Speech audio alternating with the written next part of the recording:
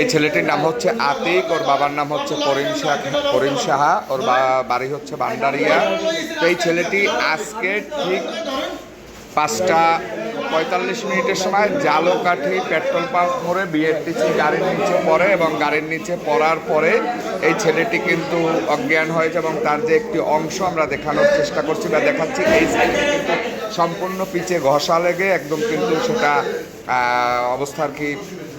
তো পায়ের যে অংশটা সেটা কিন্তু অবস্থা এরকম হয়েছে। আর এই ছেলেটিকে এখন কিন্তু উন্নত চিকিৎসার জন্য জালকাঠি সদর হাসপাতাল থেকে বরিশালে রেফার করা হচ্ছে এবং বরিশালে নিয়ে যাওয়ার জন্য প্রস্তুত চলছে।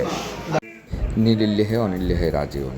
আজ সন্ধ্যা 5:45 সময় জালকাঠি পেট্রোল পাম্পের মোড়ে বিআরটিসি গাড়ি থেকে পড়ে গিয়ে আতিক নামের যে ছেলেটি আহত হয়, সেই ছেলেটিকে প্রথমে জালকাঠি সদর হাসপাতালে নিয়ে আসা হয়। সেখান থেকে উন্নত চিকিৎসার জন্য তাকে বরিশাল শেরেবাংলা মেডিকেল কলেজ হাসপাতালে পাঠানো হয়।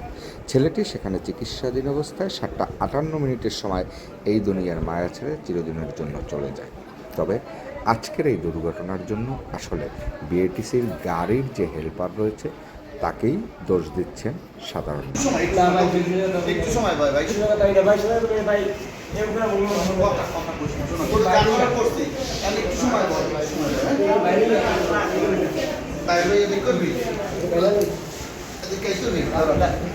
ডাক্তার আইটু যেরকম কাউ তো এরকম ঘুরে দেবে, তুই একটু চুপ করে থাক।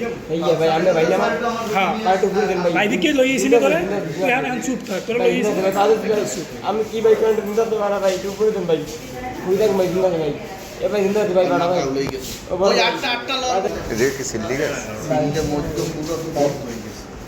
মানে সোজা কত ওই যে ইলান ভাই রসা লাগছে, মাংস হচ্ছে একদম কাকইয়ের মধ্যে বড় হয়ে গেছে ভাই ভাই এ ভাই